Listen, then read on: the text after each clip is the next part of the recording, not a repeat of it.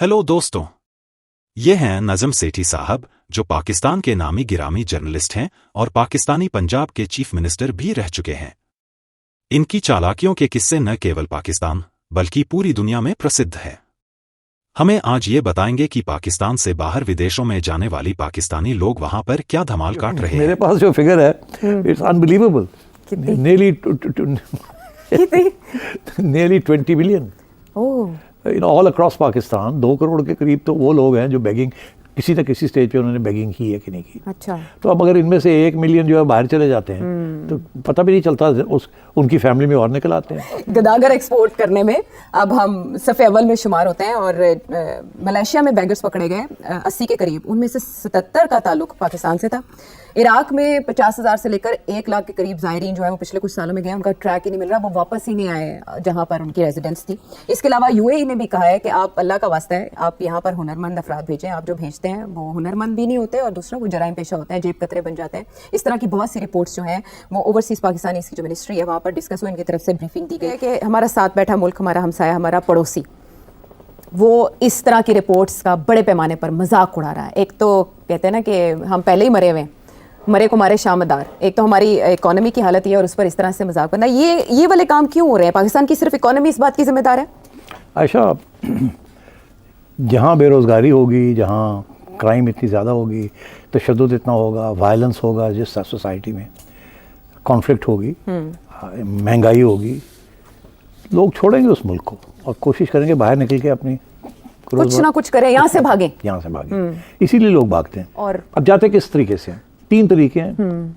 एक ये illegal boats के जरिए जी, कि कराची से किश्ती में बैठे निकल गए दुबई, दुबई से निकले इधर चले गए टर्की। अब इनमें से ज़्यादातर वही हैं जो अनएम्प्लॉयड हैं, जो अनएजुकेटेड हैं, लेबर क्लास। क्योंकि पढ़े लिखे लोग जो हैं वो इस किस्म की रिस्क नहीं लेते, वो कोशिश करते हैं कहीं भी जॉब मिल जाए, जिस किस्म का भी जॉब मिल जाए तो बैठ जाते हैं। पढ़े लिखे लोग जो हैं वो लीगल तरीके से जाते हैं जी। जो अनएम्प्लॉयड, गरीब और डेस्परेट लोग होते हैं वो फिर, और क्रिमिनल्स जो होते हैं वो फिर हर किस्म की कोशिश करते हैं कि निकलें यहाँ से। तो that is where this illegal thing comes from. अब ये बेगर्स का जो आपने इशू किया, अब बेगर्स जो हैं ये कोई वीज़ा लेता है ज़ियारत का, कोई वीज़ा लेता है उम्रा का, कोई किसी को टूरिस्ट वीज़ा लेके चले जाते हैं और पैसे देते हैं ये एजेंट्स को कि हमें वीज़ा दिलवा दें। एक दफ़ा पहुंच गए ऐसे होते तो फिर उस पर गायब हो जाते हैं। They become illegal immigrants. ठीक। और जब इलीगल इमिग्रेंट्स होते हैं, जब वो जॉब्स के लिए जाते हैं तो वो कहते हैं दिखाओ अपनी लीगल स्टेटस। और लीगल स्टेटस होता नहीं है तो फिर या वो इलीगल काम करते हैं और वो इलीगल काम पाकिस्तानियों के लिए करते हैं, इंडियन। 12 साल पहले कराची के अंदर एक सर्वे हुआ था। अच्छा। एक NGO ने किया था। पता ये चला कि कराची के अंदर जो एवरेज दिन की कमाई है एक बेगर की, अच्छा, वो 1000 रुपये है। अच्छा। और लाहौर शहर में उससे ज़्यादा है और इस्लामाबाद में भी लगभग इतनी है। 2000 रुपये तक एक आम बेगर जो है वो कमा लेता है। ओके। अब 2000 रुपये का मतलब है कि कोई 60,000 रुपये, 60,000 महाना। अब 60,000 महाना में अगर 3 फैमिली मेंबर्स लगे हों तो कोई लाख रुपया तो बना लिया, उससे ज़्यादा हो गया। 180 के काम भी करीब ना हो गया, किया और 10 साल बैठे रहे। और रमज़ान से पहले ये बढ़ जाता है बिकॉज लोगों को उस वक्त हमारी जो ट्रेडिशन है मुसलमानों की कि वो पैसे देते हैं रमज़ान के वक्त, तो वो भी एक्सप्लॉइट करते हैं। तो मैं ये समझता हूँ कि begging is now becoming a business, is becoming an employment. अभी यहाँ एस्टिमेट किया गया कि आप यकीन नहीं करेंगे जो फिगर है कि पाकिस्तान के अंदर कितने बेगर्स हैं। गेस करो कितने होंगे? अंदाज़ा नहीं, मेरा अंदाज़ा इसलिए नहीं है, मुझे एक सिग्नल पे कोई 8 से 10 दिखाई देते हैं। जो मेरे पास जो फिगर है it's unbelievable, nearly 20 million all across Pakistan. 2 crore के करीब तो वो लोग हैं जो बेगिंग किसी न किसी स्टेज पे उन्होंने बेगिंग की है कि नहीं की। अच्छा। तो अब अगर इनमें से 1 मिलियन जो है बाहर चले जाते हैं तो पता भी नहीं चलता, उनकी फैमिली में और निकल आते हैं। तो अब बात यह है कि this is a very serious issue. This issue arises in countries where the economic growth is low, education levels are low, literacy is low, jobs are not available and people turn to crime और begging. Okay. तो ये this is where we are right now. आपने 70 लोगों की बात की।